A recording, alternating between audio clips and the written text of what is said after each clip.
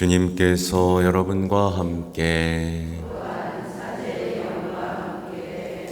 마테오가 전한 거룩한 복음입니다. 주님 영광 받으소서. 그때 사람들이 어린이들을 예수님께 데리고 와서 그들에게 손을 얹어 기도해 달라고 하였다. 그러자 제자들이 사람들을 꾸짖었다. 그러나 예수님께서는 이렇게 이르셨다. 어린이들을 그냥 놓아두어라. 나에게 오는 것을 막지 마라. 사실 하늘나라는 이 어린이들과 같은 사람들의 것이다. 그리고 그들에게 손을 얹어 주시고 나서 그곳을 떠나셨다. 주님의 말씀입니다.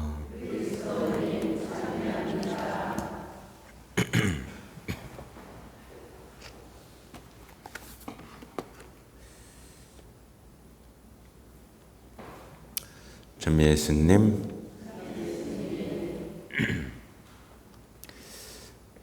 어젯밤에 불을 끄고 바닥에 잠깐 누웠는데 기분이 약간 쎄가지고 옆을 봤더니 귀뚜라미 한 마리가 와 있는 거예요. 귀뚜라미가 왜 왔을까요? 제가 좋아서? 가 아니라 어딘가 서식지가 있는 거죠. 뭔가 그들이 귀뚜라미가 살기 좋은 환경이 어딘가에 있는 거겠죠. 여러분에게도 자꾸 나쁜 생각이 들고 원치 않는 어떤 괴로움이 휩싸인다면 여러분의 마음에도 서식지가 있는 거예요. 그죠? 거기에 빛을 비추고 깨끗이 해야만 하겠죠.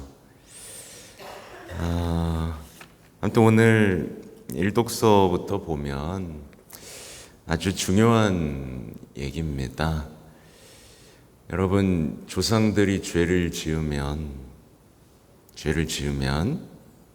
이 후손들이 힘들게 사나요? 왜 대답이 없죠?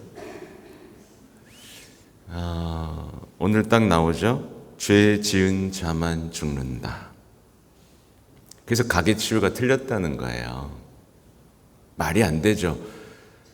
할아버지가 죄를 지었어.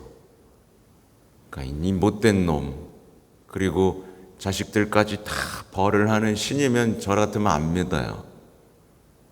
그런 신이 어디 있어요? 그죠? 자식들이 잘 살면 그들은 축복 속에 사는 겁니다. 그렇죠?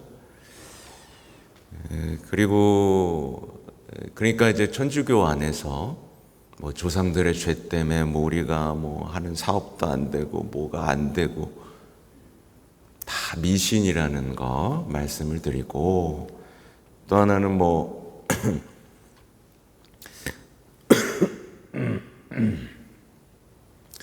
우연치 않게 오늘 사모미사라서 또 이런 얘기가 걸렸는데, 예를 들면 뭐 조상 무덤을 잘못 쓰면 자식들에게 해가 옵니까?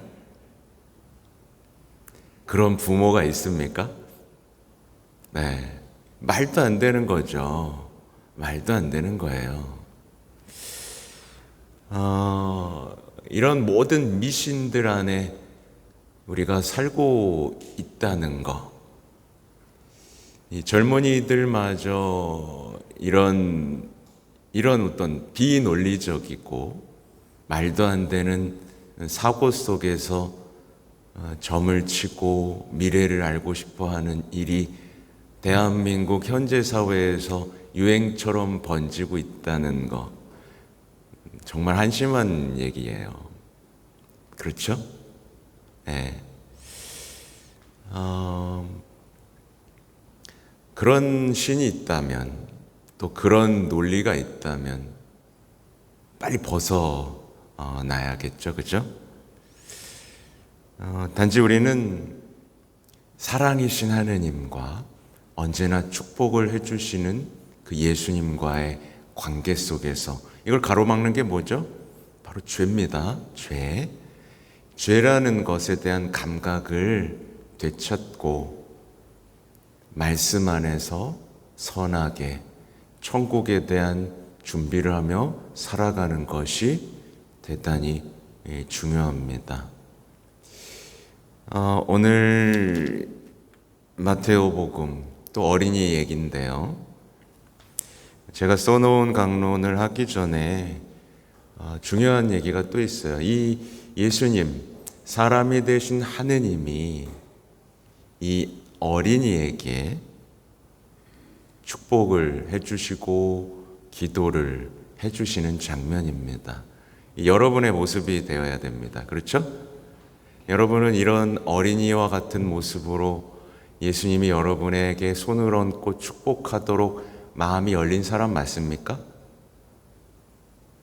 마음이 열렸어요? 아니면 손도 못 대게 해? 아유, 추워요. 둘 중에 하나예요. 어린이처럼 다소곳이 예수님께 대한, 하느님께 대한 신뢰 속에서 자신의 몸을 맡기고 은총이 흘러오도록 마음을 활짝 여는 사람이 있는가 하면 손도 못 대게 하는 사람이 있고, 더 나아가 오늘 보세요. 어린이들이 예수님께 가려고 했는데 막죠, 그죠? 막아요. 근데 어린이들은 그런 거 신경 안 씁니다. 그냥 가서 축복을 받으면 돼요. 근데 오늘날의 어른들은 어떠냐면 예수님이 바로 눈앞에 있고 손을 얹어주시고 축복을 해주시려고 그러는데 누굴 보는지 아세요? 막았던 어른을 봅니다.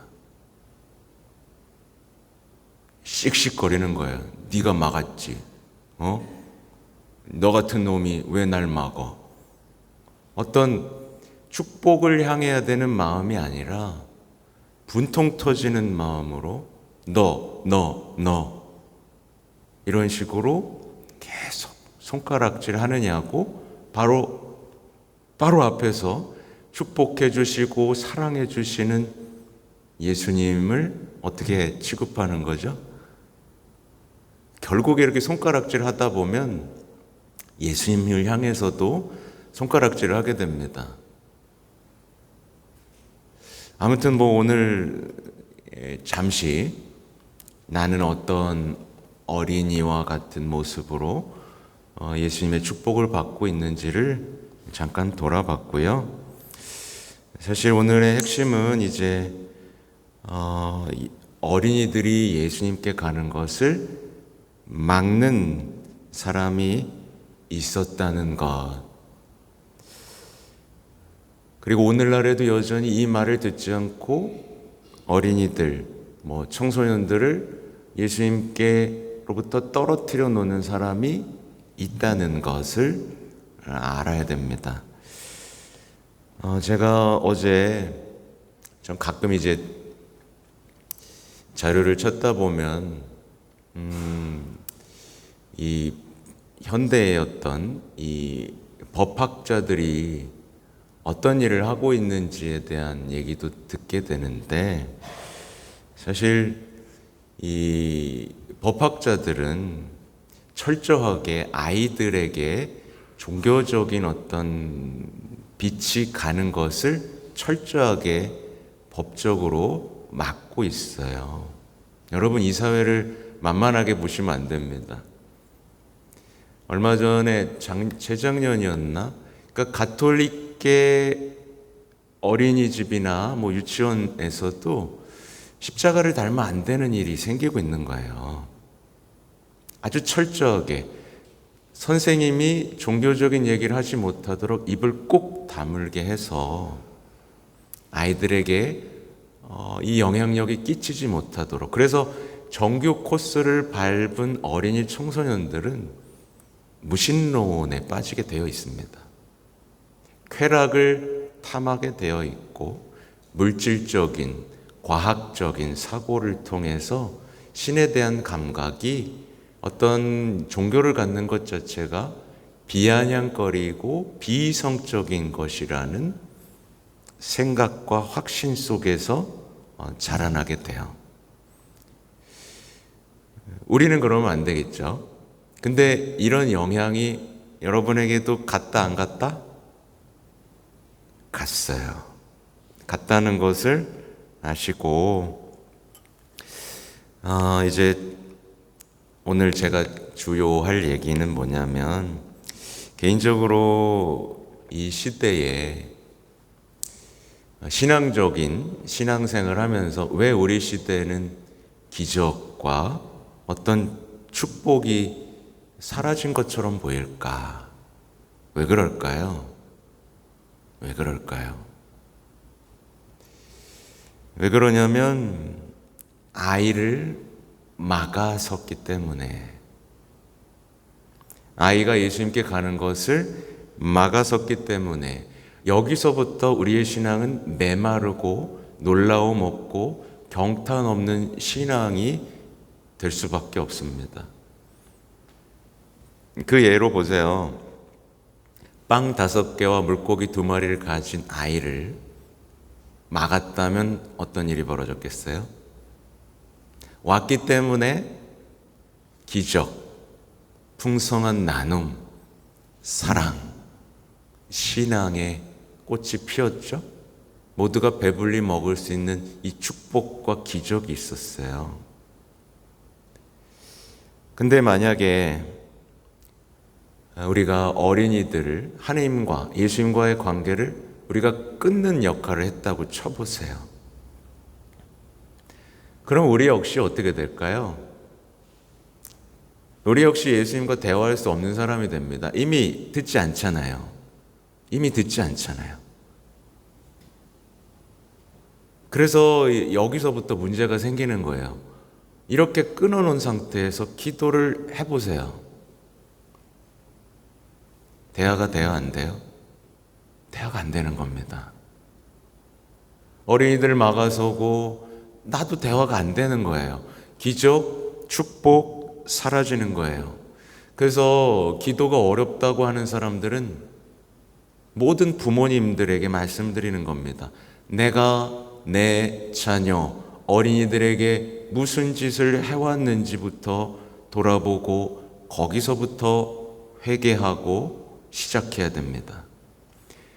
하나님과의 만남에서 가장 중요한 것, 일독서에도 나온 것처럼 주 하느님의 말이다. 회개하여라. 너희의 모든 죄악에서 돌아서라. 그렇게 해야 죄가 너희에게 걸림돌이 되지 않게 하여라. 이 깊은 회개부터 시작해야 기도가 되고 대화가 되고 사랑이 시작되고 치유가 되고 영적인 해방이 오는 거죠. 이 끔찍한 단절, 하나님과의 단절, 이거는 사실은 우리 삶에서 신호가 와요. 그러니까 어린이들을 하느님과 끊어놓은 사람은 자녀들과 대화가 안 됩니다. 배우자와도 대화가 안 됩니다. 이웃들과도 대화가 안 됩니다. 모든 인간은 예외가 없습니다. 가슴 아픈 얘기를 제가 꺼내는 거 맞아요. 근데 나무라는 게 아닙니다. 다시 시작하자는 얘기예요. 아셨죠? 그죠? 제가 오늘 말씀 얘기하는 거잖아요. 어린이들을 막지 마라.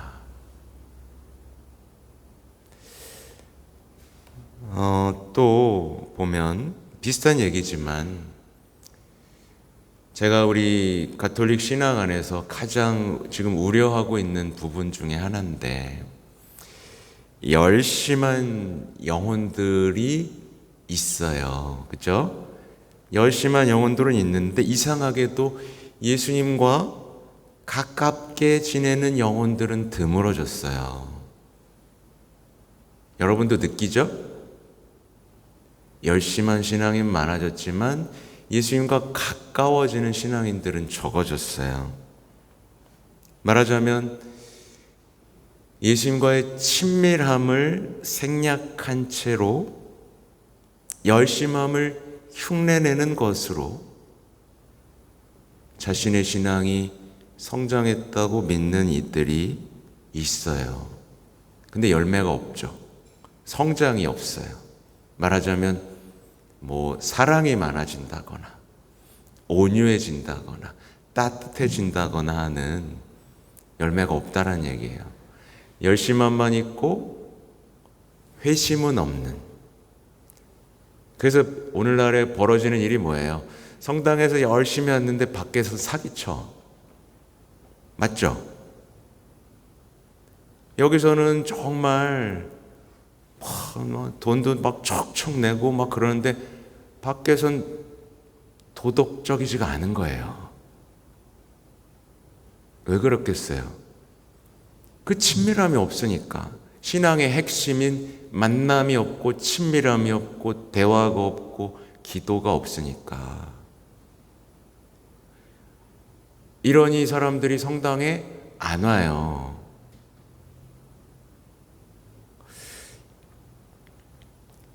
왜 이 얘기를 했냐면 열심한 사람들은 우월감 속에서 다른 이들을 어린이 취급을 하고 막아서는 사람이 되기 때문입니다.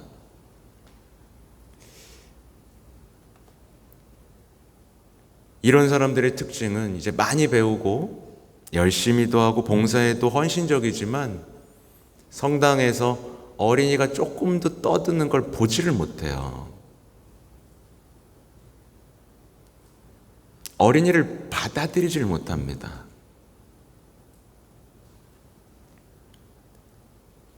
어린이들이 늘 성당에 오면 시끄럽다, 제멋대로다, 교육이 안 됐다 라고 말을 하면서 그 어린이들에게 대화도 못하고 혼만 내는 정말 비참한 영혼의 상태가 되고 맙니다.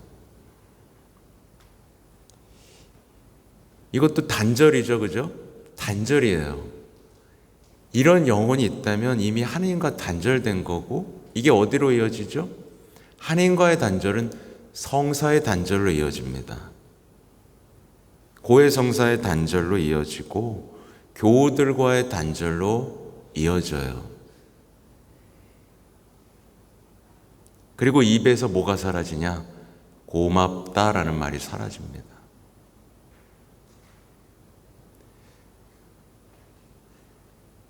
여러분, 옆 사람 고맙죠?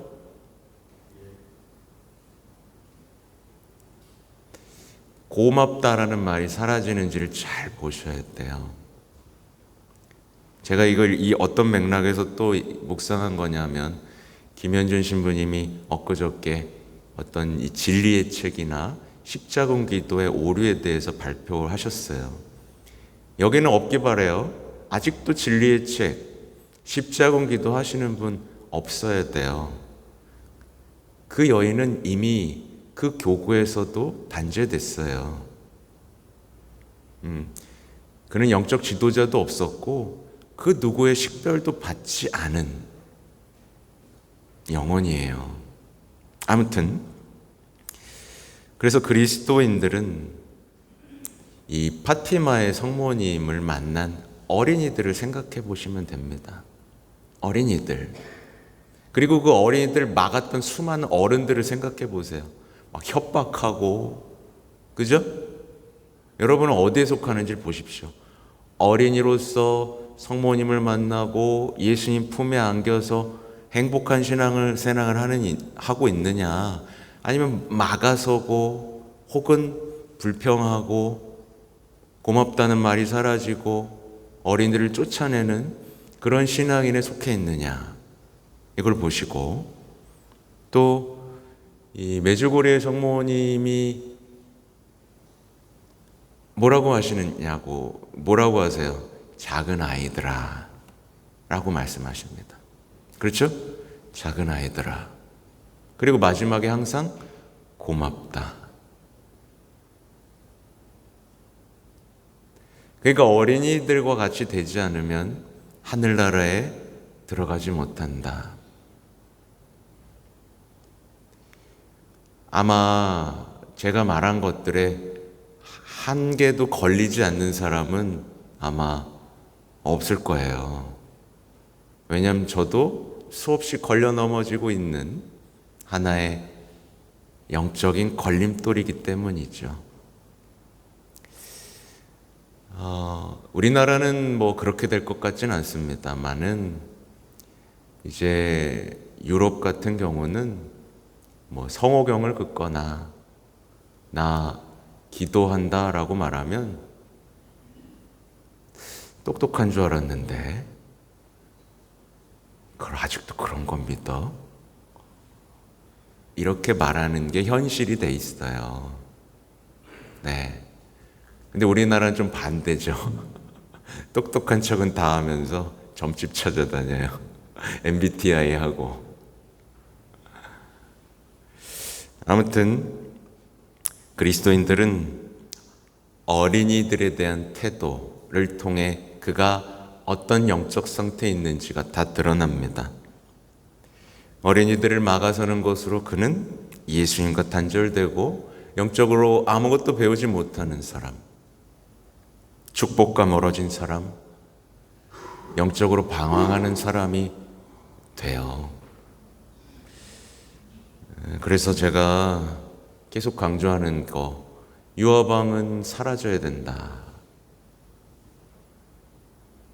유아방이 있다면 뭐 젖을 먹이거나 기저귀를 갈아주거나 그렇게 일시적으로 아이들에게 도움을 주는 공간이 되어야지 본당 공동체 조용히 미사 드리려고 격리하고 가둬두고 그러면 본당 전체가 어떤 사람이 되는 거죠?